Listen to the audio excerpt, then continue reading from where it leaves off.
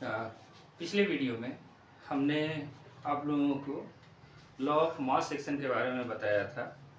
अब हम लोग देखेंगे कि रिलेशन बिटवीन के पी के सी एंड के एक्स। यहाँ के पी इज इक्वल टू होता है, that is equal to K C R T delta N. यहाँ डेल्टा एन हम लोग जब लिखते हैं तो डेल्टा एन वो number of moles of gaseous product. एक रिएक्शन में क्या होता है कि रिएक्टेंट एंड प्रोडक्ट दोनों साइड होता है, तो जो गैसियस प्रोडक्ट में नंबर ऑफ मोल्स हमने हमारा कितना बना, that minus number of moles of reactant, वो वैल्यू आता है डेल्टा एन का। तो यहाँ पर के P and K P is equal to K X P delta N. यहाँ delta N that is equal to number of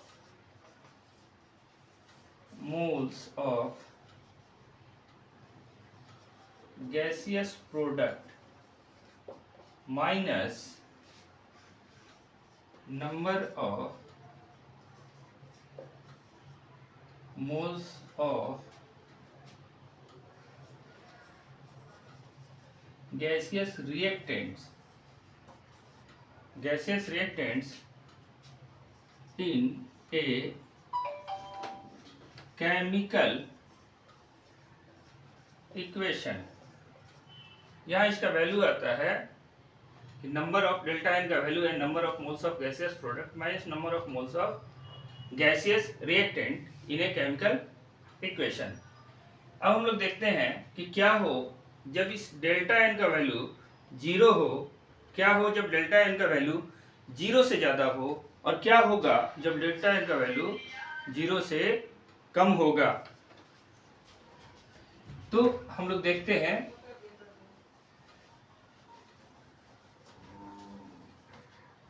इसको देखते हैं कि value of delta N, value of delta N क्या है, रिलेशन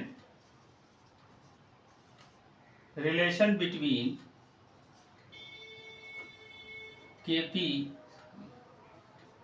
केपी एंड केसी।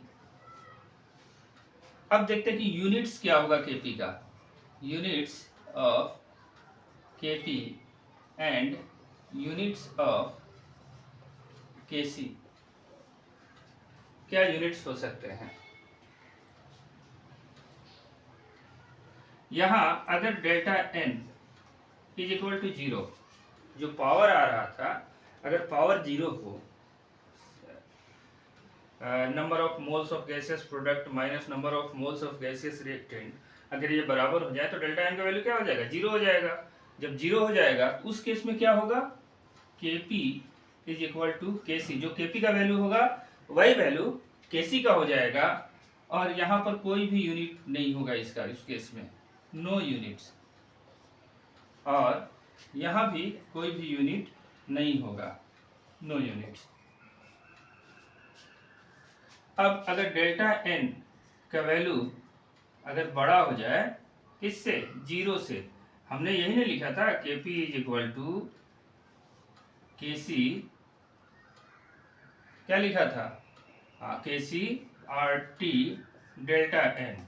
अगर ये value अगर जीरो हो जाता है तो क्या होगा, K C R T delta N का वैल्यू अगर जीरो हो जाएगा तो जीरो, और किसी भी चीज पर पावर अगर जीरो होता है तो उसका वैल्यू क्या होता है, वन होता है।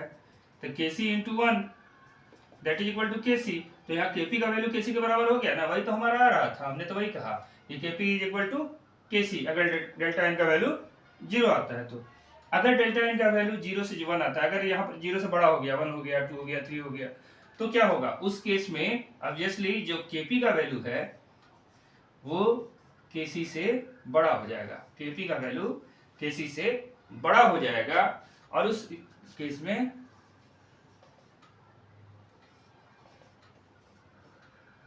यहाँ delta N, atom delta N हो जाएगा। यहाँ एटमॉस्फेरिक आता है ATOM, और यहाँ पर ये आ जाएगा केसी के केस में, चूंकि देखिए प्रेशर के केस में जब ले रहे थे केपी, तो उस केस में एटम्स यहाँ डेल्टा एन आ रहा था। अब हम कंसंट्रेशन के केस में ले रहे हैं, तो कंसंट्रेशन के केस में केसी मतलब क्या हो गया, कंसंट्रेशन के केस में कांस्टेंट आ रहा है, दैट इज मोल पर लीटर, और यहाँ डेल्टा एन। यहाँ अगर सपोज दैट कि डेल्टा एन का वैल्यू अगर 1 की जगह 2 होगा, तो 2 होगा तो यहाँ भी 2 हो जाएगा, यहाँ भी 2 हो जाएगा। डेल्टा एन का वैल्यू 3 होगा, तो यहाँ पर क्या होगा, इसका वैल्यू जो है वो बैठा देंगे, तो डेल्टा एन का वैल्यू उसके अकॉर्डिंग ये जो है आपका निकल जाएगा। अब अगर डेल्टा एन 0 से कम होता है, माइनस में होगा, डेल्टा एन का वैल्यू माइनस में होगा, यानी रिएक्टेंट का वैल्यू जो है प्रोडक्ट के वैल्यू से अगर उसका जो नंबर ऑफ मोल्स ज़्यादा हो गया, तो उस केस में ऑलवेज वैल्यू क्या आएगा, निगेटिव में आएगा। तो जब निगेटिव में आएगा तो उस केस में Kp जो है वो Kc से छोटा हो जाएगा, और यहाँ भी जो वैल्यू आएगा उसका atmospheric ATOM delta N value आएगा, और यहाँ भी दोनों का यूनिट में कोई चेंज नहीं होगा, मोल पर लीटर डेल्टा, एक जगह पॉजिटिव वैल्यू आएगा, दूसरी जगह निगेटिव वैल्यू आएगा। ठीक है, जैसे पावर एन होता है, अगर यहाँ पॉजिटिव आया तो यहाँ तो कोई चेंज नहीं आएगा, अगर यहाँ निगेटिव आया तो निगेटिव निगेटिव क्या होगा, ये पॉजिटिव वैल्यू आ जाएगा। ठीक है, तो वैसे ही हम लोग इसका कंपैरेटिव स्टडी देखा। अब हम लोग देखते हैं कि कैरेक्टरिस्टिक इसका क्या है।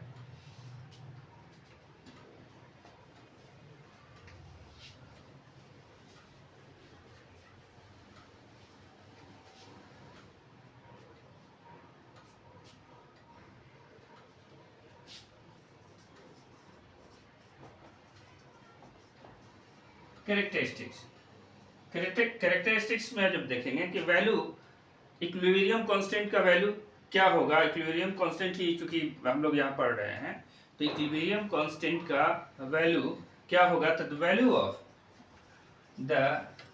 Value of equilibrium constant is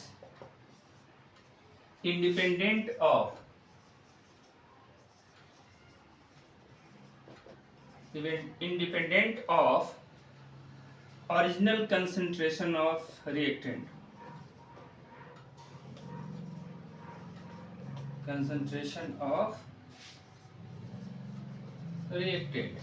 reactant का जो ओरिजिनल कंसंट्रेशन होगा उस ओरिजिनल कंसंट्रेशन से इंडिपेंडेंट होगा। दैट मीन्स केमिकल इक्विलिब्रियम का वैल्यू ओरिजिनल कंसंट्रेशन पे डिपेंड नहीं करेगा।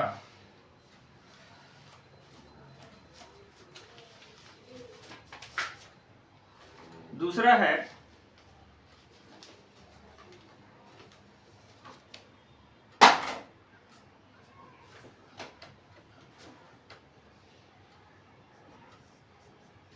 the equilibrium constant has a definite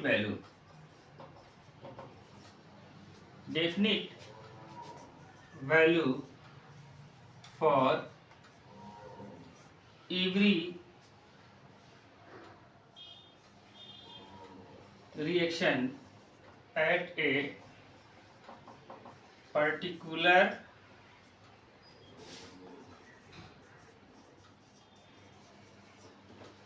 temperature. अब यहाँ क्या है कि एक खास टेम्परेचर पे, जैसे अगर हम किसी भी गैसियस प्रोडक्ट का, जैसे हाइड्रोजन एंड आयोडीन का हमने निकाला कि hydrogen iodide as a product बनता है गैसियस फेज में, तो एक खास टेम्परेचर पर देखेंगे कि उन दोनों का वैल्यू क्या होगा, उसका खास टेम्परेचर पे जो उसका इक्विलिब्रियम कांस्टेंट आएगा वो फिक्स होगा। तो हमने यही लिखा है कि equilibrium constant has definite value for every reaction. अब दूसरे केस में लेंगे उस टेम्परेचर पे, तो दूसरे रिएक्शन का उसका इक्विलिब्रियम कांस्टेंट का वैल्यू कुछ अलग आएगा। अगर तीसरा प्रोडक्ट लेंगे, तीसरा अगर कोई रिएक्शन लेंगे डिफरेंट टाइप के, जिसमें डिफरेंट टाइप के गैसेस यूज हो रहे हैं, तो उसका जो वैल्यू होगा उस एक खास टेम्परेचर पे वो अलग आएगा।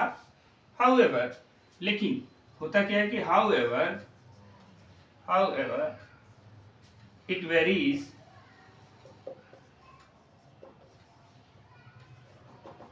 with change in temperature.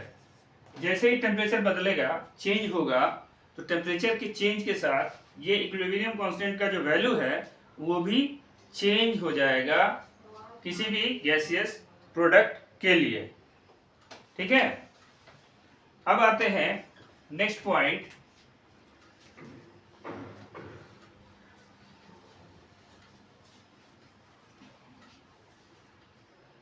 Next point में आता है कि इन जनरल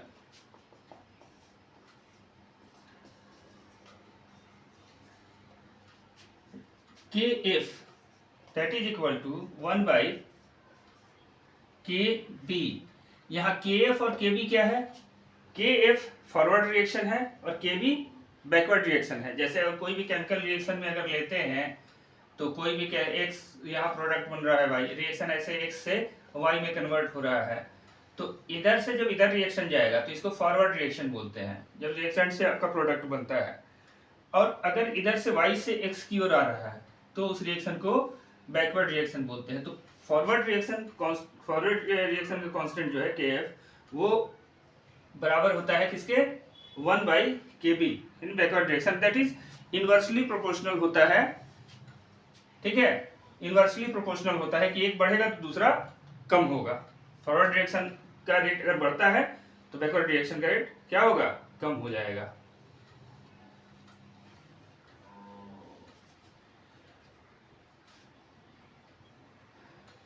अब क्या है कि अगर हमें कोई वैल्यू मिलता है इक्विलिब्रियम कांस्टेंट का, तो उस इक्विलिब्रियम कांस्टेंट के वैल्यू से हम क्या निष्कर्ष निकालते हैं? उससे यही निष्कर्ष निकलता है कि the value of equilibrium constant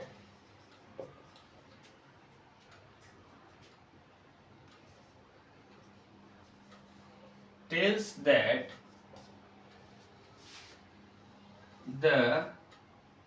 tells the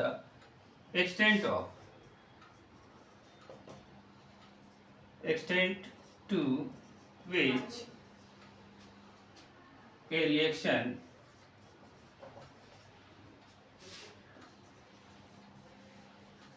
proceeds in the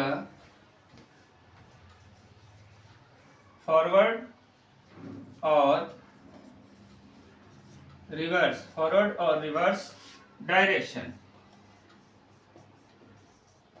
That means value of equilibrium constant का वैल्यू हमें ये बताता है कि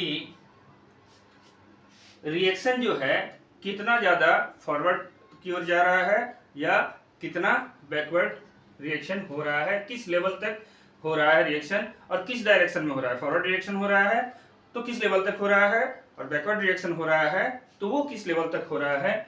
ये हमें इक्विलिब्रियम कांस्टेंट का वैल्यू बताता है।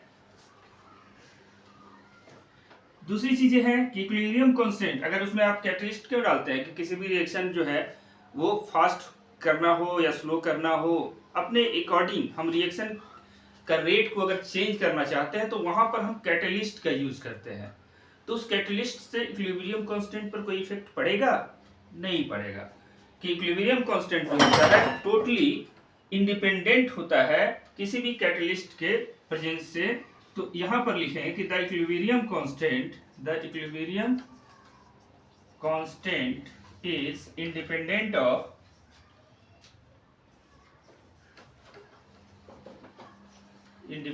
Of the presence of a catalyst. किसी भी कैटलिस्ट के प्रेजेंस से, अगर कैटलिस्ट उसमें प्रेजेंट है तो उससे इक्विलिब्रियम कांस्टेंट पर कोई भी असर नहीं होता है, उसका वैल्यू पर कोई भी अंतर नहीं आएगा। वो इक्विलिब्रियम कांस्टेंट कैटलिस्ट के प्रेजेंस से बिल्कुल भी प्रभावी नहीं होता है, उस पर कोई इफेक्ट नहीं होता है। अब आगे देखते हैं नेक्स्ट पॉइंट में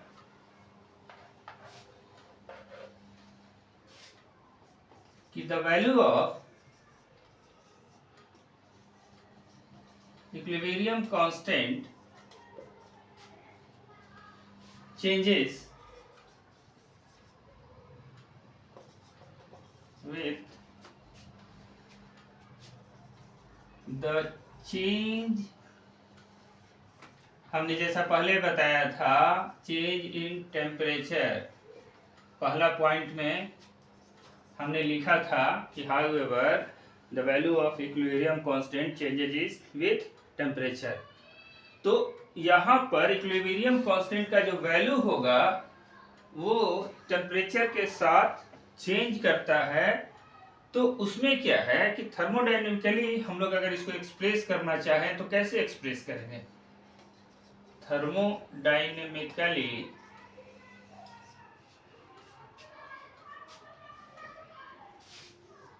it can be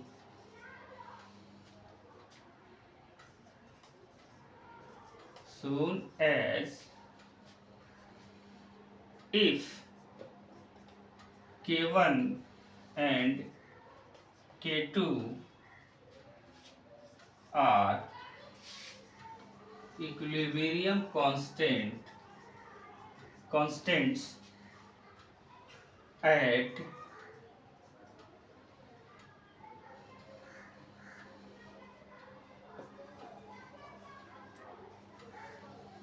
temperatures T1 and T2। ठीक है, हम लोग कैपिटल T से अगर इसको डिनोट करें टेम्परेचर को T1 एंड T2 तो क्या होगा, और इसमें ये कर ले एंड यहाँ डेल्टा H का जो वैल्यू होगा that is delta H is heat of reaction at constant volume. यहाँ वॉल्यूम भी कांस्टेंट है। तो क्या होगा, तो उस केस में तो हम लोग लिख सकते हैं then log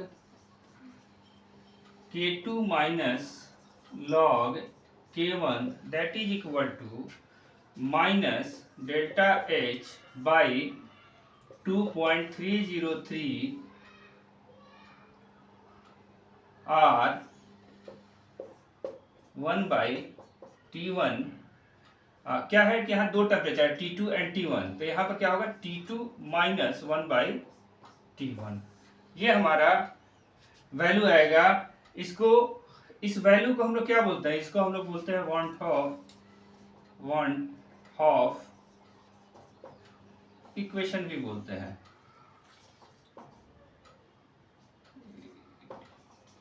one of equation भी बोलते हैं इसको। तो यहाँ पर log K2 minus log K1 का जो वैल्यू आ रहा है वो वैल्यू आ रहा है minus delta H 2.303 R 1 by T2 minus T1। अब हम लोग देखते हैं कि टेम्परेचर का इफेक्ट क्या होगा इक्विलिब्रियम कांस्टेंट पर। हमने जो देखा था वो अलग अलग, अब हम लोग देखेंगे टेम्परेचर का क्या इफेक्ट होता है।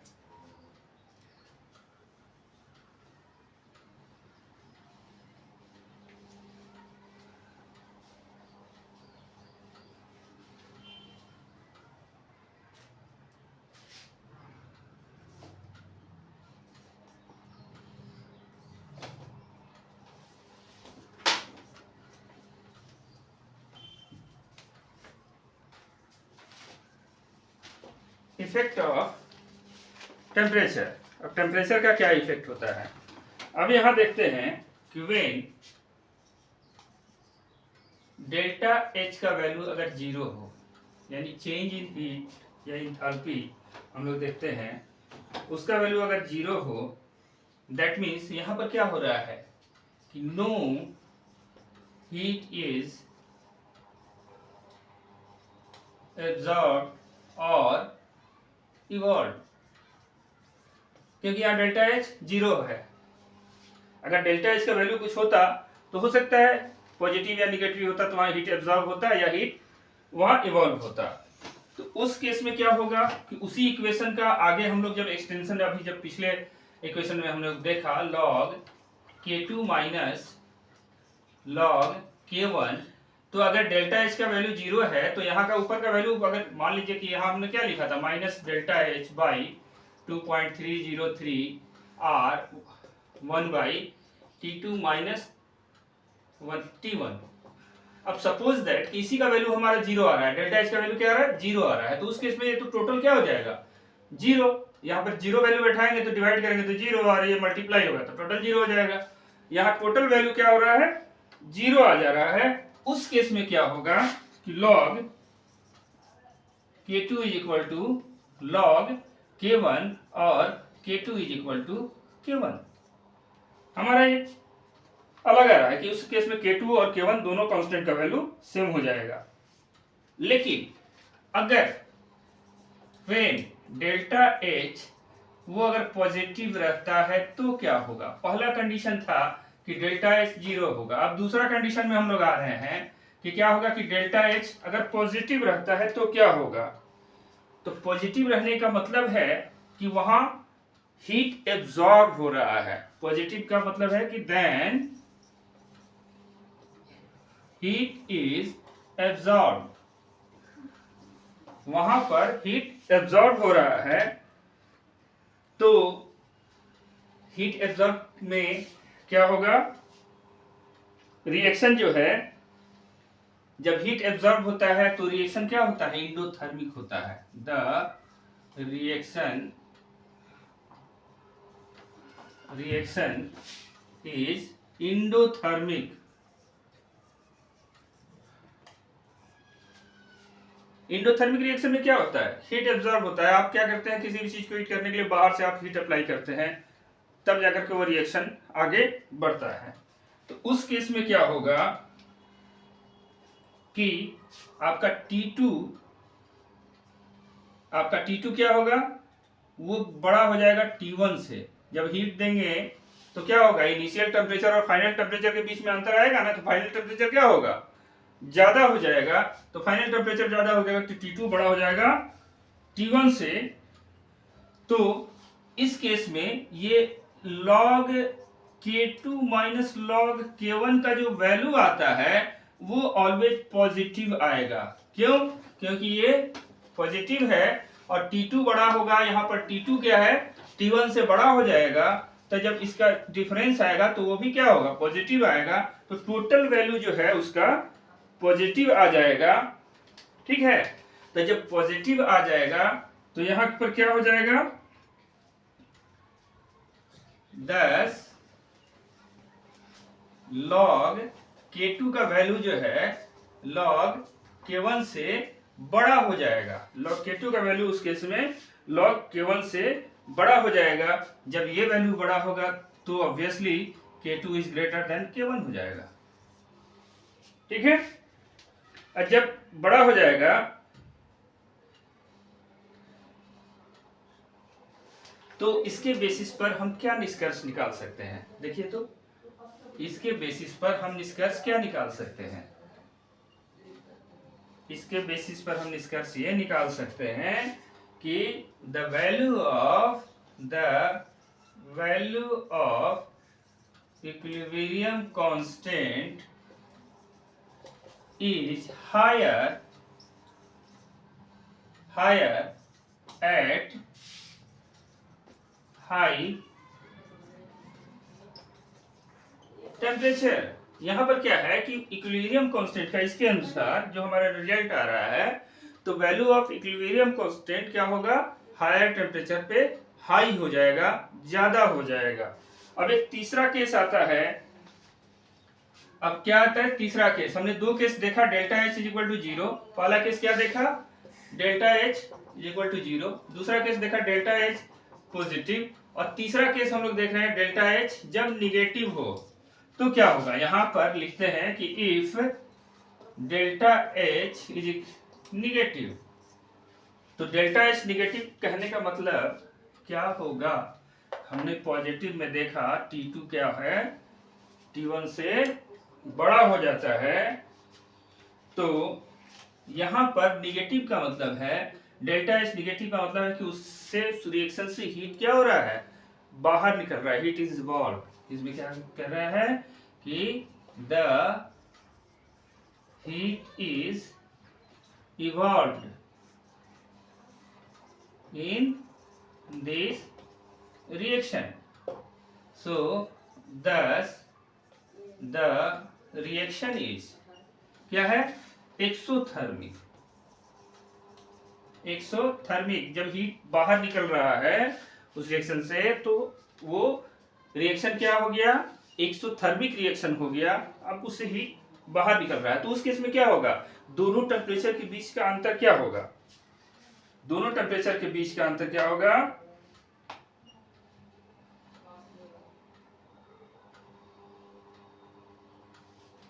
कि यहां पर T2 जो होगा वो लेस देन T1।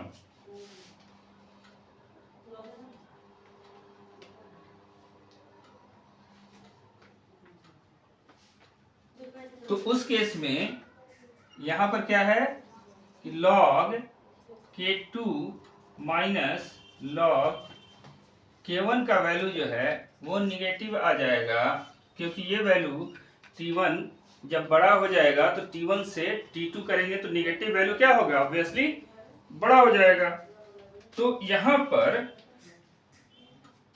निगेटिव होगा, जब ये निगेटिव होगा तो क्या होगा, log K2 का वैल्यू जो है अब log K1 से छोटा हो जाएगा, तो यहाँ K2 is less than K1। यहाँ K2 जो कांस्टेंट का वैल्यू होगा वो K1 से कम हो जाएगा। इसका मतलब कि द वैल्यू, इससे क्या निष्कर्ष निकलता है, यहां तो निष्कर्ष क्या निकला था इस केस में कि इक्विलिब्रियम कांस्टेंट का वैल्यू हायर होगा हायर टेम्परेचर पे। ये ठीक उसका उल्टा होगा, जब यहाँ डेल्टा एच निगेटिव होगा तो the value of equilibrium constant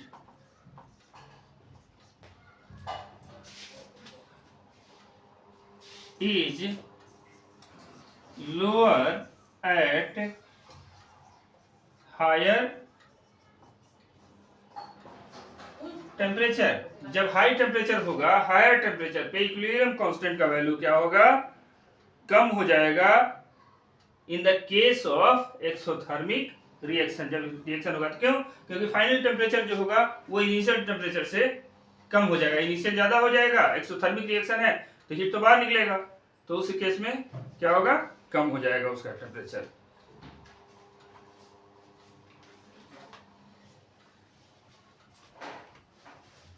अब नेक्स्ट पॉइंट है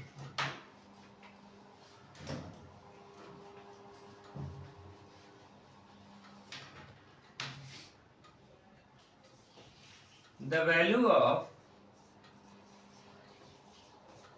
equilibrium constant depends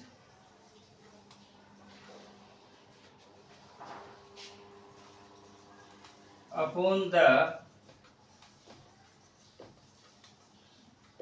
stoichiometry of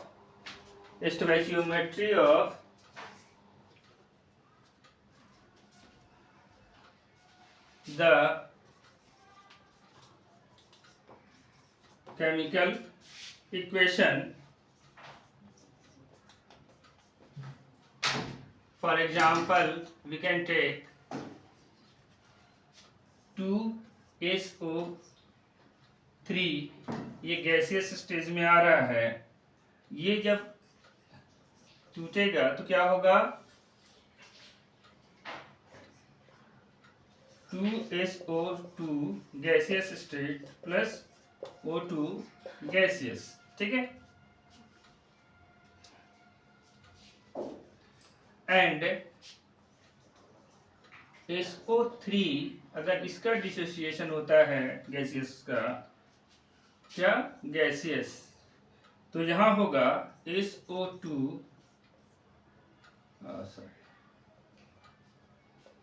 gaseous plus half O2, तो इसकी स्टोइचियोमेट्री, इसका जो बनावट बिल्कुल अलग है। ये बिल्कुल फुल नंबर में है, SO3 2SO2 प्लस O2। यहाँ पर SO3 आ रहा है, SO2 प्लस हाफ O2 आ गया उसको बैलेंस करने के लिए। तो दोनों ही केस में हम लोग इस केस का लेते हैं तो क्या होगा, K इज इक्वल टू यहाँ पर SO2, हम लोग प्रोडक्ट का लेते हैं ना, SO2 और कितने मोल्स लिया, 2 मोल्स, ऊपर आ गए। अब यहाँ O2, इसका कितने मोल्स लिया, एक ही मोल है, कुछ नहीं है तो 1 है, इसलिए ऊपर कोई भी पावर नहीं होगा। और SO3 है तो इसके ऊपर कितना मोल्स लिया, 2 मोल्स लिया, ठीक है, 2 मोल्स यहाँ लिया तो पावर 2 आ गया। तो इसका जो होगा रिएक्शन ये होगा, इसका कांस्टेंट के का वैल्यू ये आएगा, और इसके लिए के का वैल्यू क्या आएगा, देखो तो यहाँ पर इसके लिए हम के का वैल्यू जब निकाल रहे हैं इस होल रिएक्शन के लिए, इसके लिए हम अगर के का वैल्यू निकाल रहे हैं तो देखो तो क्या आएगा, SO2 यहाँ पर कुछ नहीं, और यहाँ पर क्या है O2, कितने मोल है, पावर हाफ। हाफ का मतलब क्या होता है, रूट में चला गया, वो हाफ का मतलब क्या हो गया, रूट में चला गया। और यहाँ SO3 ये आता है। तो जो वैल्यू आएगा K dash is equal to, यहाँ इसके लिए जो वैल्यू आएगा रूट K आ जाएगा, और इसके लिए जो वैल्यू आएगा K डैश का वो क्या आ जाएगा, K पर पावर,